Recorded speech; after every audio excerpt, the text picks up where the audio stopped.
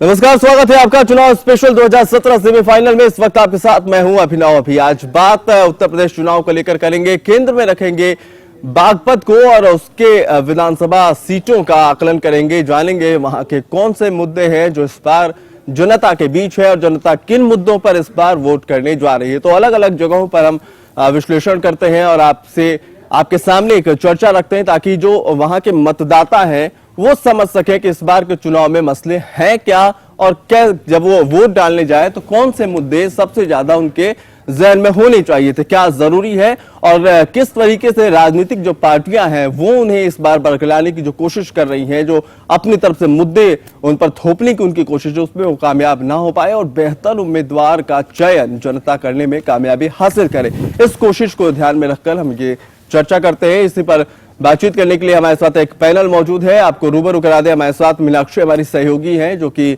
अलग अलग मसलों पर अपनी राय रखेंगी। खासतौर पर महिलाओं के पर जब बात होती है तो जरूरी है कि उनका प्रतिनिधित्व करने के लिए इस मंच पर कोई हो, तो मीनाक्षी इस मसले पर अपनी राय देंगी। प्रणब गौतम है हमारे साथ जो कि बागपत से जुड़ी तमाम जानकारियां हम तक पहुंचाएंगे और जो मुद्दे इस बार सबसे अहम है उत्तर प्रदेश चुनाव में, जिस पर हम लगातार बीते कई दिनों से चर्चा कर रहे हैं, उस पर अपनी राय देंगे। रोशन कुमार है हमारे साथ जो कि इस बार राजनीतिक पार्टियों की मंशा है क्या और जिन मुद्दों को थोपने की कोशिश है सियासी पार्टियों की, उन मुद्दों को समझेंगे, समझाएंगे, उससे किसको नफा किसको नुकसान ये भी जानने की हम कोशिश करेंगे। ऋषि है हमारे साथ जो कि वो अपनी राय रखेंगे, आंकड़े बताएंगे कि इस बार क्या कहते हैं और समीकरण क्या है इस बार के चुनाव में, बागपत में क्या है वोटरों की संख्या और पिछले बार के चुनाव से लेकर इस बार के चुनाव में क्या कुछ आंकड़े इस बार संकेत दे रहे हैं, क्या उन आंकड़ों के आधार पर ही इस बार चुनाव प्रभावित होगा या कुछ और नई कहानी लिखी जा सकती है। प्रणब का रुख करते हैं। पहले प्रणब, बागपत की अगर बात करें, महत्वपूर्ण समस्याएं जो वहां की है, आमतौर पर देखा जाता है उत्तर प्रदेश की जो समस्याएं है वहां पर वो हावी है इस चुनाव में, लेकिन क्या वहां के बुनियादी कोई ऐसे मुद्दे हैं वहां पर जो इस बार के चुनाव में बागपत की तमाम सीटों को प्रभावित करेंगे? अभिनव, बागपत जो है वो जाट बाहुल्य क्षेत्र रहा है, ठीक है, और अभी भी उत्तर प्रदेश में बाकी जिलों की तरह बागपत में भी मेरा यही मानना है। हालांकि वहाँ के सांसद हमारे पूर्व मुंबई कमिश्नर ऑफ पुलिस हैं सत्यपाल सिंह जी, लेकिन उसके बावजूद भी वहाँ क्राइम घटते हुए नज़र नहीं आ रहे हैं। पिछली बार वहाँ से जो बड़ौत विधानसभा आती है, तो बड़ौत विधानसभा से जो बीएसपी के लोकेश दीक्षित रहे थे और दूसरे नंबर पर आरएलडी के अश्विनी कुमार रहे थे। अच्छा। लेकिन इस बार जो है खासकर सपा और कांग्रेस के गठबंधन के बाद मुसलमानों को उस गठबंधन की तरफ उसका झुकाव ज़्यादा देखा जा रहा है। तो ऐसे में मेरा मानना है कि ध्रुवीकरण होने की संभावना जो है वो बलवती हो जाए। अगर पिछले चुनाव में आरएलडी अगर एक मजबूत फाइट देने में कामयाब हुई थी, इसका मतलब कहीं ना कहीं जो जाट वोट आपने कहा कि उसका समर्थन आरएलडी को प्राप्त हुआ। ऐसे भी माना जाता है कि जहां भी जाट वोटर्स ज्यादा है आरएलडी का प्रभाव वहां पर देखने को मिलता है। तो क्या माना जाए कि इस गठबंधन के बाद अगर इस गठबंधन को सबसे ज्यादा चुनौती अगर कोई दे रहा है वहां पर तो आरएलडी है? मेरा ऐसा मानना नहीं है। हाँ। ऐसा मानना इसलिए नहीं है क्योंकि 2012 चुनाव के बाद वहाँ एक जो मुजफ्फरनगर का दंगा हुआ, इसने इस पूरे पश्चिमी उत्तर प्रदेश के क्षेत्र को प्रभावित किया कहीं ना कहीं। और पश्चिमी उत्तर प्रदेश का क्षेत्र जो कि भाजपा के लिहाज से ऊसर भूमि मानी जाती थी, जो बंजर भूमि मानी जाती थी, जहाँ भाजपा के लिए कुछ भी पैदा कर पाना नामुमकिन हुआ करता था, वो एकदम से उस दंगे के बाद भाजपा के लिए बिल्कुल ही फर्टाइल हो गई, बहुत उपजाऊ भूमि हो गई। और इसका एक बानगी आपने 2014 के लोकसभा चुनावों में देखा भी। तो इस लिहाज से मेरा मानना है कि अगर एक तरफ मुसलमानों का बिल्कुल पूरा झुकाव होता है तो कहीं ना कहीं एक क्रिया की जो प्रतिक्रिया है वो दूसरी तरफ भी देखने को मिलेगी। हालांकि लोग ऐसा मान रहे हैं कि इसमें ध्रुवीकरण की संभावना कम है, लेकिन अभी भी मेरा जहाँ तक मानना है कि ध्रुवीकरण होगा।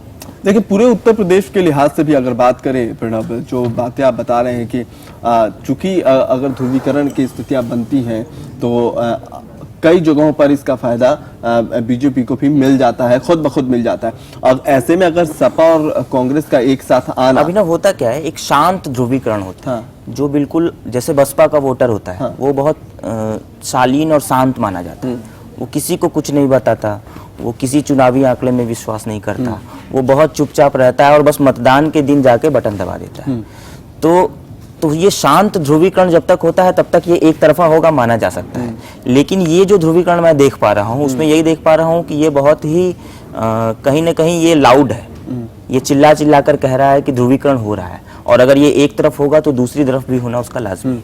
तो पूरे उत्तर प्रदेश में वही मैं आपसे समझना चाहता, अगर इस लिहाज से बात करें तो ये गठबंधन बनना, सपा और कांग्रेस का साथ आना, एक तरफ कोशिश उनकी है कि सत्ता का रास्ता आसानी से तय किया जाए और जो वोट बैंक है उन दोनों पार्टियों के वो इकट्ठे हो जाए तो रास्ता आसान हो जाए। लेकिन कहीं ना कहीं आशान्वित इससे क्या दूसरे पक्ष भी हैं कि इनके एक साथ आ जाने से कुछ फायदा हमें होगा, नुकसान की गुंजाइश कम है, कुछ ना कुछ अगर मिलेगा भी तो फायदा ही मिलेगा? नहीं, कुछ ना कुछ तो फायदा ही होगा। हाँ। ये तो मानना सही है कि सपा और कांग्रेस के साथ आने से उन दोनों ही पार्टियों को कुछ ना कुछ फायदा होगा।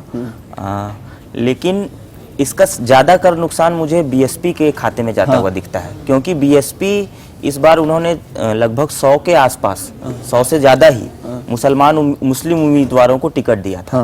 और अगर मुस्लिम उम्मीदवारों का एक तरफा झुकाव सपा और कांग्रेस गठबंधन की तरफ हो जाता है तो सबसे बड़ा नुकसान बीएसपी को ही होता हुआ दिख रहा है। बिल्कुल रोशन, मैं आपसे समझना चाहूंगा कि बीएसपी को नुकसान की बातें अगर कही जा रही हैं और लाजमी है कि जो प्रणब कह रहे हैं कि अगर दो पार्टियां एक साथ आई हैं और जो मुस्लिम मतदाता हैं अगर एक साथ अगर उधर मूव करते हैं तो फायदे की उम्मीद और बीजेपी भी कर रही होगी कि इसका फायदा उसे मिले। बीएसपी की बात की, क्या आकलन पहले से बीएसपी ने कर रखा था इस चीज का? यही वजह कि इस बार सीटों के समीकरण को पहले मायावती आकर सामने रखती हैं और बहुत बैलेंस करके उन्होंने इस बार उम्मीदवारी हर जगह पर तय की है। देखिए, अगर 2012 के आंकड़ों को अगर देखेंगे तो पश्चिमी यूपी में ऐसा रहा है कि मायावती तकरीबन हर सीट पे, मायावती बसपा की जो पार्टी रही है तकरीबन हर सीट पे वो फाइटिंग रहे हैं, सेकंड पोजीशन पे वो रहे हैं। तो इस लिहाज से अगर देखा जाए कि जिस तरीके से ध्रुवीकरण की बात हो रही है कि मुस्लिम मतदाता एक साथ अगर समाजवादी के पास चले जाएं कांग्रेस के आ जाने के बाद, लेकिन दरअसल अभी ये हालात बनते नजर नहीं आ रहे हैं कि मुस्लिम वोटर जो हैं सो एक साथ बहाव के साथ जो है गठबंधन के साथ चले जाएं। तो ऐसी स्थिति अभी बन रही है कि मायावती के साथ जो है, और मायावती लगातार इस चीज़ को लगातार जो है अपने प्रेस कॉन्फ्रेंस में लगातार ये कह रही हैं कि आप अपने एक एक वोट को बर्बाद ना होने दें, कहीं ऐसी स्थिति ना आ जाए कि आप वोट करने जा रहे हैं, सरकार बनाने के लिए आप वोट करने जा रहे हैं और स्थिति कुछ और हो।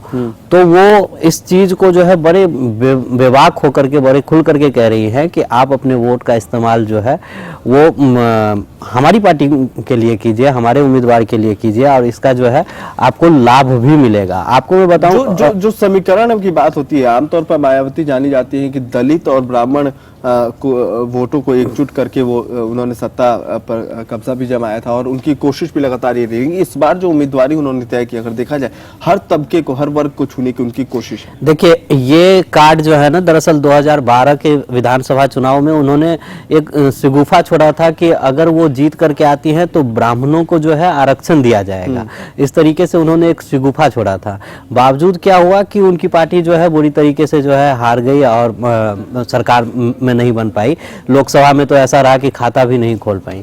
तो अब जो है उनको लगता है कि दलित और ब्राह्मण तो हैं, जो उनके साथ जो है सतीश मिश्रा जो है एक लेकर के आते हैं ब्राह्मण और उच्च वर्ग के लोगों को, और दलित में तो खुद ही वो चेहरा है। तो अब वो चाह रही हैं कि वैसे वोटर जो अल्पसंख्यक के नाम पर जो है, जिनको अगर काट लिया जाए तो एक जो है बहुत बड़ा गेम चेंजर हो सकता है नसीमुद्दीन सिद्दीकी के चेहरे को लेकर के, या तमाम जो 100 के करीब जो उम्मीदवार खड़े किए गए हैं। तो ये वही कवायद है कि कहीं न कहीं मुस्लिम मतदाताओं को अपनी ओर रिझाने की ये कवायद है। और हो सकता है कि देखिए, जिस तरीके से प्रणब जी ने कहा कि बीएसपी के वोटर बहुत शांत होते हैं, वाकई में बहुत शांत होते हैं, और बीएसपी के वोटर नहीं, बीएसपी पार्टी भी बहुत शांत होती है। इस बार ही ऐसा देखा जा रहा है कि मायावती सबसे ज्यादा जो है मीडिया से रूबरू हो रही हैं, नहीं तो मायावती मीडिया से रूबरू होती भी नहीं है। तो वो बहुत शांति से जो है जमीनी स्तर पे जो है कार्यकर्ताओं से जाकर के मिलती हैं, अपने वोटरों से जाकर के मिलती हैं, उनको समझाने का ये काम करती हैं कि किस तरीके से जो है आप अगर हमारे पार्टी से जुड़ेंगे, हमें वोट देंगे तो आपको जो है क्या क्या हासिल हो सकता है आने वाले दिनों में, और किस तरीके से जो है हम विकास लाएंगे, आपके बिरादरी के लिए हम क्या काम कर सकते हैं। तो ये जो है जो जमीनी स्तर का जो काम होता है वो दिल्ली चुनाव में आप देखे होंगे कि किस तरीके से बीजेपी की हवा थी और क्या हस्र हुआ। तो ये जमीनी काम जो है अगर सपा यहाँ पे बसपा अगर यहाँ पे कर जाती है तो फिर तस्वीर कुछ अलग तो कहने जो आप लोगों का लगातार आकलन है कि बहुत खामोश है बीएसपी के समर्थक, उनके वोटर्स, तो कहीं ना कहीं जो फिलहाल जो हम समीकरण समझने की कोशिश कर रहे हैं उसमें बड़ा बदलाव भी आ सकता है और अप्रत्याशित कुछ नतीजे भी देखने को मिल सकते हैं इस चीज को लेकर। मीनाक्षी, मैं आपसे समझना चाहूंगा कि जो समीकरण है इस वक्त जो हम बातें कर रहे हैं कि चाहे वो जातीय समीकरण होते हैं या गठबंधन को लेकर ध्रुवीकरण की बात होती है, महिलाएं इस बीच कहाँ ठहरती हैं? क्या वो भी इसी फ्लो में बहकर जाती हैं या उनका कुछ अलग मत इस बार के चुनाव में देखने को मिलेगा? देखिए, कई बार ऐसा होता है कि महिलाओं की अगर बात की जाए तो वो फ्लो के साथ चलती है कि जिस ओर ज्यादा मेजॉरिटी जा रही है या घर के लोग जिस ओर जा रहे हैं, परिवार आसपास के लोग जिस ओर जा रहे हैं, क्योंकि आपस में अगर बातें होती हैं तो बहुत ही कम ऐसी बार ऐसे देखा गया है कि महिलाओं के बीच में पॉलिटिक्स को लेकर बातें चल रही हैं और वो किसको वोट देना चाहती है, किन मुद्दों को आगे रखना चाहती है, इस पर ज्यादा महिलाओं को देखा जाता है कि ज्यादा इंटरेस्टेड नहीं होती हैं इन मुद्दों को लेकर। तो कहीं ना कहीं बहुत मैटर करता है फैमिली का यहाँ पर। मानसिकता देखने को मिलती है कि घर परिवार का जो मुखिया हो वो तय करता है कि इस बार जो है खासतौर पर उत्तर प्रदेश और बिहार की बात की जाए तो वो तय करता है कि इस बार हमारे परिवार का वोट किसको जाएगा और घर की महिलाएं भी उसी को देती हैं जिसके बारे में घर का मुखिया पहले से सोच कर रखता है। ये परिस्थितियां क्यों नहीं बन पाती कि महिलाएं तय करें कि उनके लिहाज से इस बार वोट किसे जाना चाहिए और परिवार के बाकी सदस्य भी उनसे सहमत हो? क्या कितने आशान्वित है ऐसी स्थितियां बन पाएंगी? देखिए, ऐसी स्थितियों की बात तब मुमकिन है, तब ऐसा सोचा जा सकता है ग्राउंड्स पर कि महिलाओं के लिए कुछ इंटरेस्टिंग हो। अगर दावे वादे किए जाते हैं, उनको अपने लिहाज से लगता है कि हमारे लिए चुनावों में कुछ खास होता नहीं है, अगर सुरक्षा की बात एकाध पार्टियां कर लेती हैं और सुरक्षा के नाम पर सीसीटीवी कैमरे लगा दिए जाएं, ऐसी तमाम कुछ बातें होती हैं। पर देखा जाए अगर महिलाओं को कुछ और रियायतें दी जाए, सहूलियत दी जाए, नौकरी पेशे में उनको थोड़ी मदद मिले या फिर उनके कारीगरी को बढ़ावा देने के लिए, उनके एम्पावरमेंट को बढ़ाने के लिए कुछ ऐसे स्टेप्स उठाए जाएं जिससे वो खुद ही आगे बढ़ चढ़कर इस चुनाव को अहम माने और उसमें हिस्सा अपनी भागीदारी अदा करे, तो इसके लिए बेहद जरूरी है सरकार को तय करना कि एक टारगेट ऑडियंस उन्होंने अगर सेट किया है तो महिलाओं को भी उस टारगेट ऑडियंस में शामिल किया जाए और उनके लिए भी कुछ ऐसे कदम उठाए जाएं जिससे उनका इंटरेस्ट जागे चुनावों के लिए। ये एक बहुत बेसिक सवाल है मीनाक्षी, चुनाव में कई तरह के फैक्टर्स होते हैं और वो काम करते हैं। मायावती का महिला होना जी क्या ये एक फैक्टर है बाकी महिलाओं के लिए? क्या ये भी एक ज़हन में होता है जब वोट डालने जाते हैं तो इस पूरे सियासी भीड़ में कोई एक चेहरा है जो खुद एक महिला है, महिलाओं की प्रतिनिधित्व उन्हें हासिल हो? क्या ऐसी भी सोच होती है? कोई फैक्टर बन पाता है मायावती का महिला होना? कुछ लोगों को देखकर लगता है कि हाँ ऐसा बन पाता है, पर कहीं ना कहीं बात वही आ जाती है कि आप अगर जब तक कोई ऐसा इंटरेस्टिंग फैक्टर लेकर नहीं आएंगे, आप ह्यूमन इंटरेस्ट को लेकर, अगर महिलाओं के इंटरेस्ट को लेकर बात नहीं करेंगे, चाहे आप महिला ही क्यों ना हो, पर आप अगर महिलाओं के लिए खड़े होकर आप आवाज नहीं उठा रहे उनके लिए, तो कहीं ना कहीं महिलाएं उसको मद्देनजर नहीं रखती वोट देते वक्त। और वही फैक्टर सामने आता है जिस तरीके से पोलराइजेशन होता है फैमिली का, जिस ओर फैमिली ने के मुखिया ने डिसाइड कर लिया हमें उसी ओर जाना है, we have to go with the flow, ये महिलाओं का कहीं ना कहीं सोचना होता है। और अगर डिस्ट्रिक्ट्स की बात कर लें यूपी के, तो यही बातें सामने देखने को मिलती हैं। कमोबेश कहा जा सकता है कि बागपत में महिलाओं को इसी अगर समीकरण में अगर हम देखें तो गैर मुनासिब नहीं है, लगभग वही समीकरण महिलाओं के चरण में भी है जिस पर प्रणव और रोशन जो चर्चा कर रहे हैं। तो अप्रत्याशित नहीं है अगर महिलाएं भी उसी समीकरण में बंध जाए और अपने परिवार के साथ उसी उम्मीदवार, उसी पार्टी के साथ चली जाए जो उन्हें रिझाने में कामयाब हो जाए, जो उन्हें उनका भरोसा जीतने में कामयाब हो जाए। जोड़ना चाहूंगा, पॉइंट ये है कि आपने कहा कि जो परिवार का मुखिया है वही कई बार तय कर देता है कि वोट किसको जाएगा सर। तो एक बार की कहीं ना कहीं आपकी बात सही भी मालूम पड़ती है, लेकिन इसमें बदलाव भी हुआ है जी। क्योंकि पहले जब आज़ादी के बाद आप देखेंगे तो वोटिंग का एक पैटर्न हुआ करता था कि जो वोटिंग है वो हेरिडिटी में चलती है। अगर मेरे पिता कांग्रेसी थे तो मैं भी कांग्रेसी हो गया और मेरा बेटा फिर कांग्रेसी। कहने की जरूरत है, अंडरस्टूड होता था वो। हाँ, लेकिन अगर इसमें बदलाव नहीं होता तो शायद जो 2014 में लोकसभा में हमने जो एक बदलाव देखा या यूपी में ही कांग्रेस का लगभग पिछले 30 सालों से सफाया हो चुका है वो देखा, तो ये नहीं हो पाता। क्योंकि पहले तो सभी कांग्रेसी हुआ करते थे, लेकिन उसके बाद कहीं ना कहीं जागरूकता आई, जिसको हम फ्लोटिंग वोटर कहते हैं। वो जागरूक वोटर जो हमारा है, वो अब आपको मुद्दों के आधार पे ही वोट कर रहा है। वो कहीं ना कहीं आपके 5 सालों के किए गए कार्यों का आकलन कर रहा है और उस आधार पर वोट कर रहा है। तो डेमोक्रेसी की यही सबसे बड़ी खूबसूरती है कि वो जो जागरूक वोटर का एक चंक है, वो धीरे धीरे अगर उसका स्पैन बढ़ता है तो ये हमारे डेमोक्रेसी के लिए अच्छी बात तो है। कहने के इसका क्रेडिट हमें सोशल मीडिया को भी देना चाहिए। पहले के टाइम में आप याद कीजिए, पहले जब चुनकर उम्मीदवार चले जाते थे तो बहुत हद तक लोगों को पता भी नहीं होता था कि उन्होंने हमारे क्षेत्र के लिए किया क्या, देश के कौन से मुद्दे हैं जिस पर उनकी क्या राय रही। बहुत मतलब एक कम्युनिकेशन गैप रहा था। हाँ। सोशल मीडिया के आने के बाद से वो भी अपने मत को हर मुद्दे पर स्पष्ट कर पाते हैं कि इस मुद्दे पर मेरा स्टैंड है क्या। उनकी पार्टी का स्टैंड अब क्लियर होने लगा है, लोग जुड़ने लगे हैं, एक छोटी छोटी बहस होने लगी है, सोशल मीडिया पर एक मंच बना है। तो क्या इसका भी एक फायदा कह सकते हैं जो आप फ्लोटिंग वोटर्स की बात कर रहे थे? बिल्कुल है फायदा। मेरा ये मानना है कि सोशल मीडिया ने कहीं ना कहीं लोगों को जागरूक करने में बहुत मदद की है। हाँ। लेकिन जैसे कहा गया है कि हर एक क्रिया की एक प्रतिक्रिया होती ही है। हाँ। तो सोशल मीडिया के अगर 100 फायदे हैं तो 10 नुकसान भी जरूर है। हाँ। और वो 10 नुकसान हमें पोलराइजेशन के फॉर्म में देखने को मिलता है। हाँ। कि यहाँ पे कोई भी चीज को वायरल कर देना या किसी भी झूठ को बहुत आसानी से फैला देना, लोगों का यकीन कर लेना। और क्योंकि लोग हमारे रिसेप्टिव एंड पे जो है वो बहुत एजुकेटेड नहीं है। हाँ। तो वो इसको फिल्ट्रेट करने में कई बार अक्षम होते हैं कि कौन सी जानकारी सही है और कौन सी गलत है। हाँ। तो भावनाएं भड़काना कहीं ना कहीं आसान हो गया है सोशल मीडिया पे इस जुड़ाव के कारण। तो नफा भी है, नुकसान भी है। बिल्कुल। अब तो वापस बागपत की अगर हम बात करें तो बहुत ऐसी चीजें हैं जो महत्वपूर्ण है, जानना जरूरी है। और जैसा कि जिक्र भी कर रहे थे हमारे साथी प्रणब की जाट वोटर वहां पर महत्वपूर्ण है। ऋषि से समझने की कोशिश करेंगे। ऋषि, इस बार के वहां के समीकरण को अगर देखें तो जाट वोटर जिन जिन जगहों पर अहम रहे हैं, आरएलडी का, जैसे मैंने इनसे भी सवाल किया था, आरएलडी का प्रभाव वहां पर देखने को मिला। क्या इस बार आरएलडी एक फैक्टर है वहां के चुनावी समीकरण को बनाने बिगाड़ने में, या फिर लड़ाई कमोबेश वही है जो पूरे उत्तर प्रदेश में जिन जिन ध्रुवों के बीच है? बागपत को मैं एक बात स्पष्ट करूं, बागपत को जाट लैंड भी कहा जाता है। ये चौधरी अजीत सिंह का गढ़ माना जाता था, लेकिन मुजफ्फरपुर जो राइट्स हुए उसके कारण, जो मुजफ्फरनगर जो दंगे हुए उसके कारण, राइट्स के कारण जो समीकरण था जाट प्लस मुसलमान का, वो टूट गया, जिसके कारण अजीत सिंह काफी मतों से पराजित हुए वहाँ। और यहाँ आपको 30% से ज्यादा परसेंट जो हैं जाट हैं, और 21% के आसपास दलित है, और 19% के आसपास मुसलमान है।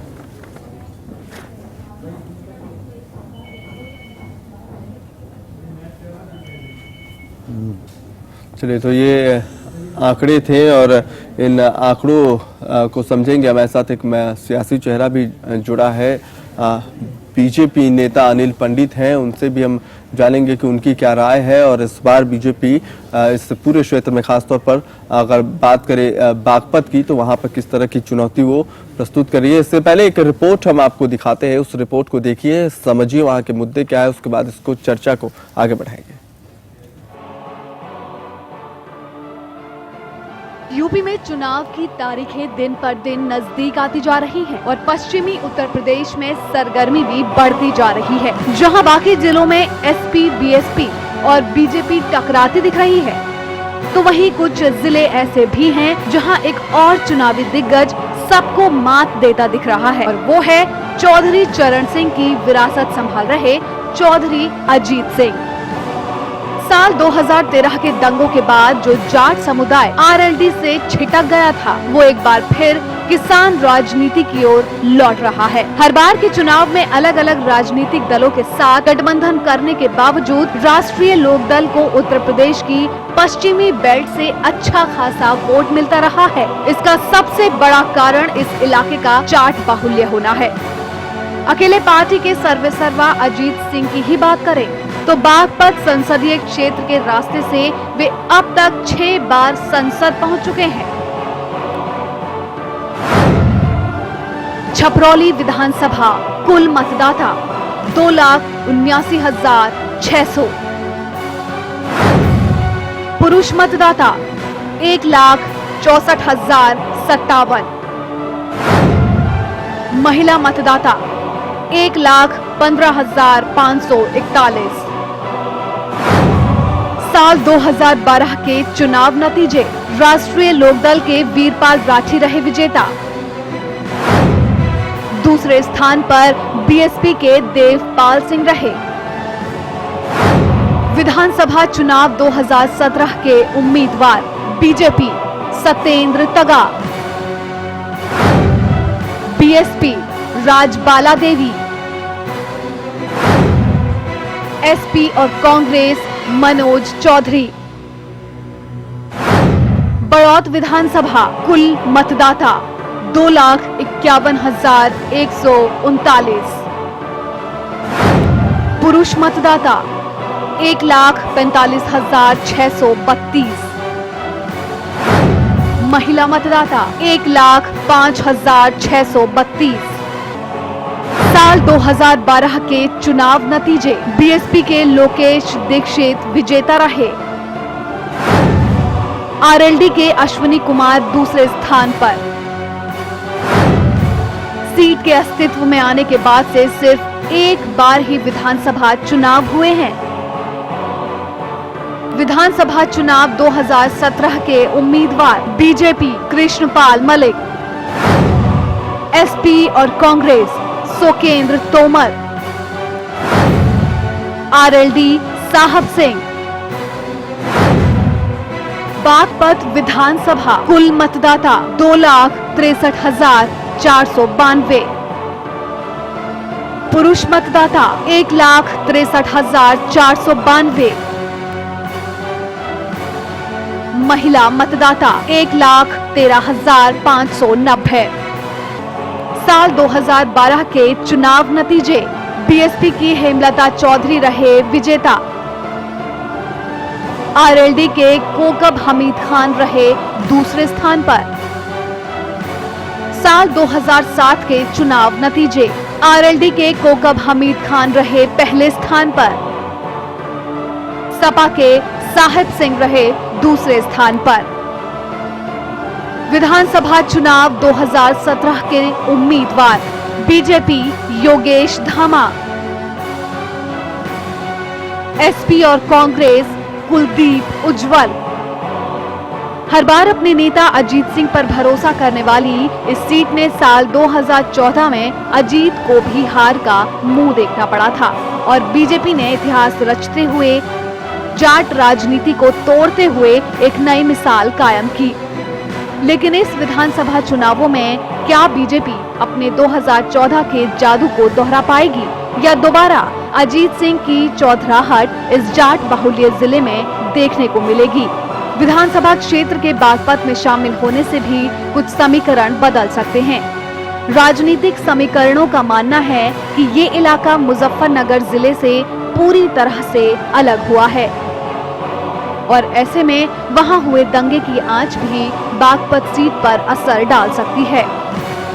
यूपी के हर जिले की तरह यहाँ भी अपनी समस्याएं हैं। कभी चौधरी के हरित प्रदेश की मांग का गढ़ बन रहे बागपत में 2013 मुजफ्फर दंगों ने अपनी ऐसी छाप छोड़ी कि लोग आज तक उबर नहीं पाए हैं। यहाँ किसानों के गन्ना का समर्थन मूल्य और कर्जा माफी ही मुख्य मुद्दे हैं जो कि हल होते तो नहीं दिख रहे हैं।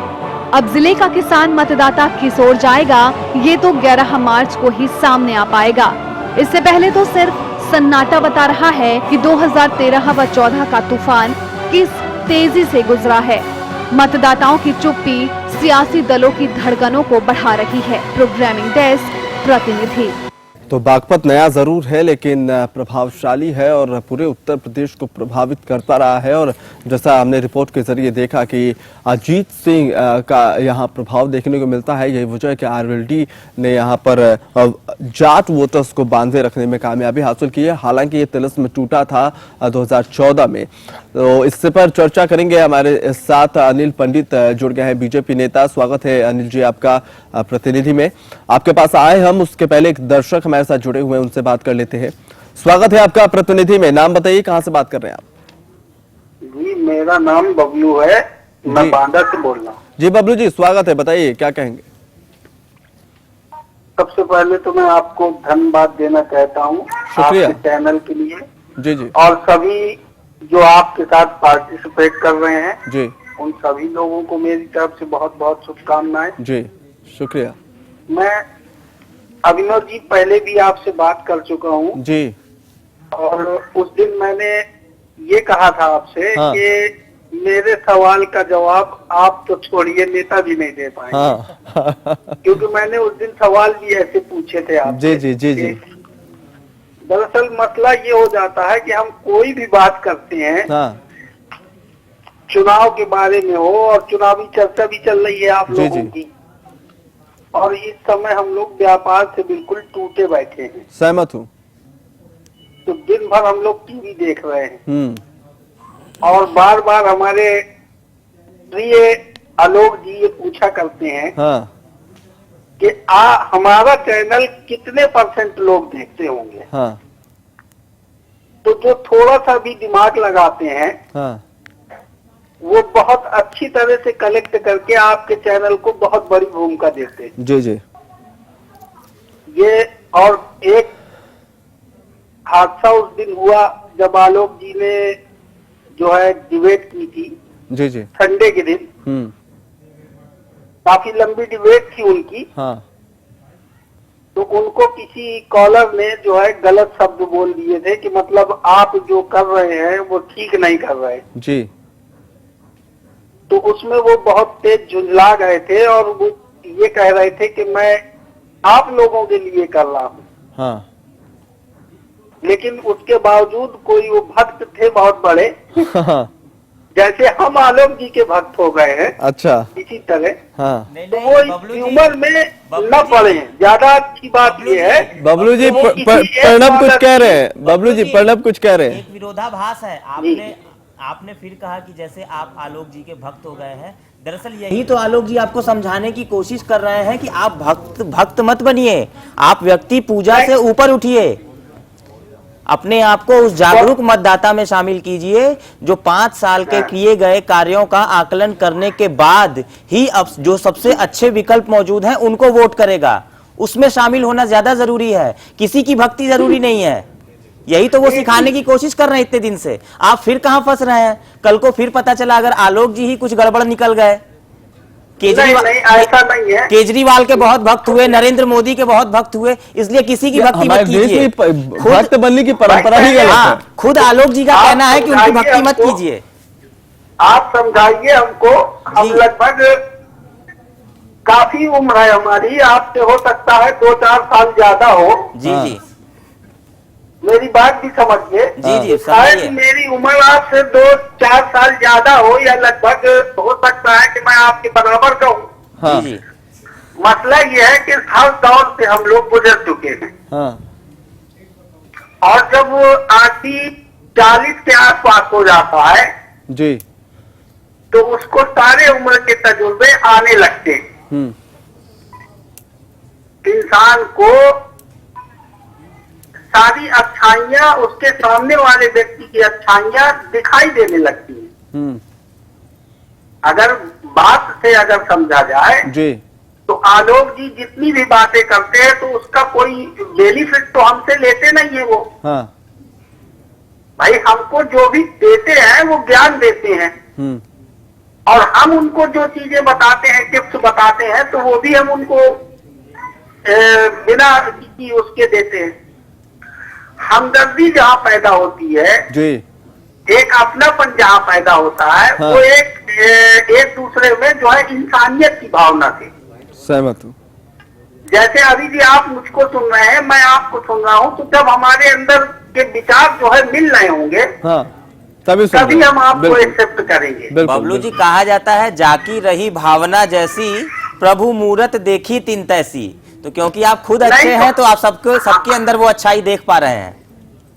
जी जी जी हम काफी समय से आप लोगों को जी काफी समय से देख भी रहे हैं और समझ भी रहे हैं। चलिए हम अपने मकसद में कामयाब हो रहे हैं, इसका मतलब।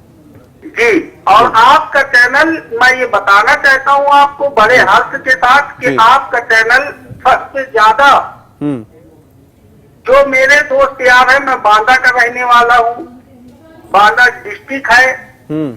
और लगभग मेरे यहाँ 5 लाख लोग जो है हाँ 5 लाख की आबादी तो है ही है। जी जी जी, हम एक दिन बांदा पर भी बात करेंगे, लेकिन एक छोटा सा सवाल है आपसे, बहुत कम शब्दों में आप भी जवाब दे दीजिए कि इस बार के चुनाव में क्या लगता है कि हमारी जो कोशिशें मतदाताओं को जागरूक करने, मुद्दों को समझाने की है, उसमें जनता कितना जुड़ पा रही है हमसे, और क्या हम अपने मकसद में कामयाब हो पा रहे हैं? हम जो जागरूकता फैलाने की कोशिश कर रहे हैं, हम क्या उसमें कामयाब होते दिख रहे हैं आपको? फैक्ट है और फाइट भी है, एक संकेत भी है, और सीधे सीधे बता भी रहे हैं आप जी। तो आपकी बातों का फर्क हर आपके चैनल देखने वाले में पड़ेगा जी। अब ये कितना असर करेगा, हाँ, इसका तो इंतजार करना होगा हमें, और हालांकि हमारी कोशिश जो है वो लगातार जारी है, और हम रुकने वाले नहीं है। अगर असर कम हो रहा है तो हम उसे बढ़ाने की कोशिश करेंगे, और बहुत असर हो रहा है तो हम उसे और दोगुना करने की कोशिश करेंगे। और आप जैसे जो दर्शक हैं हमारे, जो वक्त बेवक्त हमें फोन कर इस तरह से और ज्यादा उत्साहित करते हैं, हम और ज्यादा ऊर्जा से अपने मकसद को आगे बढ़ाते हैं, तो इसके लिए तहे दिल से आपका शुक्रिया। ऐसे ही आप हमसे जुड़ते रहें और अपनी बात कहते रहें। तो फिलहाल यहाँ रुक रहे एक छोटे से ब्रेक के लिए। ब्रेक से जब लौटेंगे तो बागपत को केंद्र में रखकर उत्तर प्रदेश चुनाव के मुद्दे पर चर्चा करेंगे। हमारे साथ अनिल पंडित, बीजेपी नेता भी जुड़ गए, और कुछ और सियासी चेहरे भी इस चर्चा में जुड़ेंगे। तब तक आप देखिए फटाफट खबरें।